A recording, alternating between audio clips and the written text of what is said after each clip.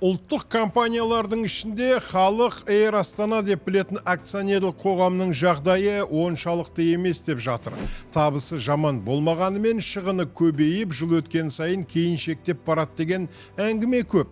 Компанияның табысынан шығыны еселеп көбейе беруі мемлекетке тиімсіз. Себебі соның салдарынан жыл сайын ел қазынасы дивиденд есебіндегі ірі қаржыдан қағылатын болса керек. Неге Кейзет ақпараттық сараптамалық порталы Эйр Астана компаниясының жағдайы қандай болып жатқаны жайлы қатарынан бірнеше мақала жариялады. Онда маңызды және тосын деректер баршылық. Кеш жарық ағайын, бұл неге ақша бағдарламасы? Порталдың 19 наурыздағы материалында зерттеу деректері былай деп келтірілген. Эйр Астана ұлттық компаниясының созылмалы дертке шалдыққаны анық байқалды. Қатарынан 2 жыл әуе компаниясы выручкасын арттырғанымен таза пайдасын құлдыратып келеді. Негізгі тиімділік таза пайдамен есептелетін болғандықтан осы жайт инвесторлардың мазасын қашырып отыр. Эйр Астана 2024 жылдың шоғырланған қаржылық есептілігін жариялады да инвесторлардың көңіл күйін тағы түсірді.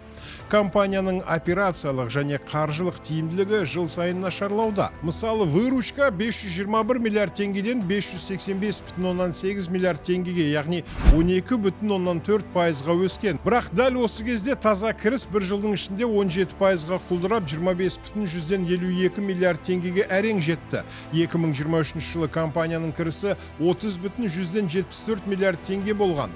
Тура осындай жағдай былтырда қайталанған еді. 2023 жылдың шоғырланған қорытындысы бойынша Эйр Астана акционерлік қоғамының выручкасы 2022 жылмен салыстырғанда 60 миллиард теңгеге артып 535 миллиард теңгені көрсетеді. Алайда таза кіріс 37,58 миллиард теңгеден 30,74 миллиард теңгеге азаяды. Бір қызығы тек Эйр Астанада ғана осындай айналып келе беретін дерт байқалады. Басқа ұлттық компанияларда мұндай ауру жоқ. Выручка өсуімен қатар Эйр Астана өзінің шығындарын, оның операциялық, амортизациялық және қаржылық шығыстарын мүлде бақылай алмай отыр. Компания президенті Питер Фостердің британдық менеджменті жүйесі сыр бергені анық. Бір сөзбен айтқанда, Фостер қазір тиімді менеджер емес, керісінше зияны көп, тиімсіз басшыға айналып барады. Бірақ соған қарамастан оның жалақысы мен бонустары теңгелей кәдімгідей өскен. Себебі 2024 жылы басшылыққа қосымша акция бойынша бонустар төленді. Жалақы, сыйақы, бонустардың бәрін қосқанда Эйр Астана менеджменті былтыр 4,3 миллиард теңге санап алды. Бұл шамамен 8,7 миллион доллар. Былтыр Эйр Астана IPO-ға шыққанда оның Қазақстан қор биржасындағы жай акциясы 1093 теңгеге бағаланған еді. Биржадағы бүгінгі бағасы 774 теңге. Осы уақыттан бері әуе компаниясының құнды қағаздары тек арзандаумен келеді. Ұлттық компанияның мұндай қаржылық жұмысынан ең алдымен мемлекет зардап шекпек.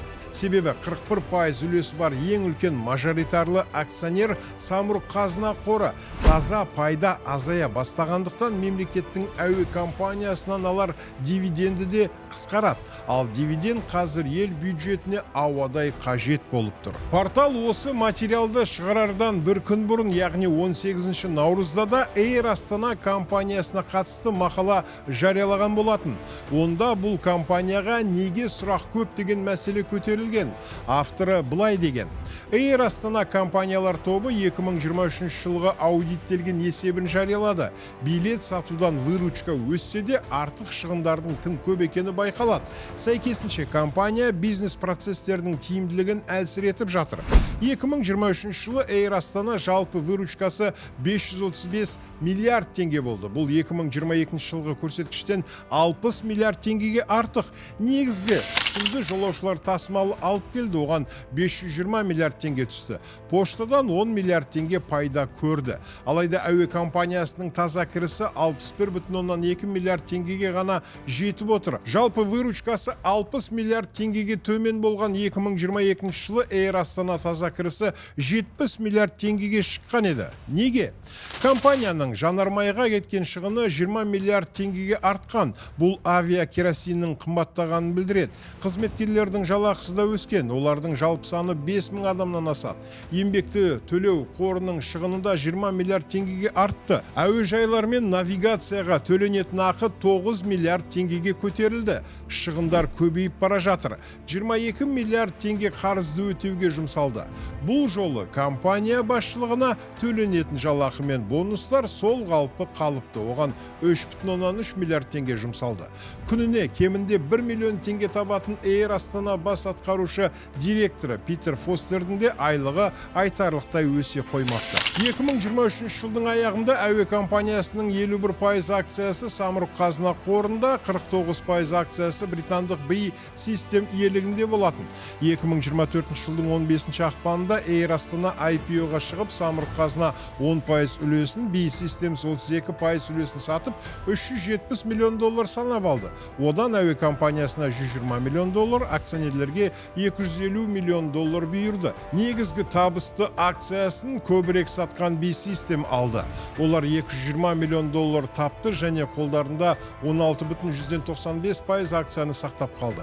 2001 жылы BAE Systems әуе компаниясына $8,5 миллион инвестиция салып, акционер атанғанын ескерсек, олар үшін бұл керемет табысты жоба болды. Air Астана компаниясының IPO-да 1073 теңге 83 тиынға сатылған бір жай акциясы қазір Қазақстан қор биржасында 119 теңге 50 тиын тұрады. Айналымда 356 миллион 526 мың 315 акция жүргенін ескерсек, компанияның нарықтық бағасы 363 миллиард теңге шамасында. Яғни Air Астана құны $1 миллиард да жетпейді. Демек, ол Каспий KZ-тен шамамен 21 есе арзан.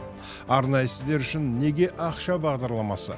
Құрметті көрермен, YouTube арнамызға жазылып, осы мәселе жайлы пікір қалдыра отырыңыздар.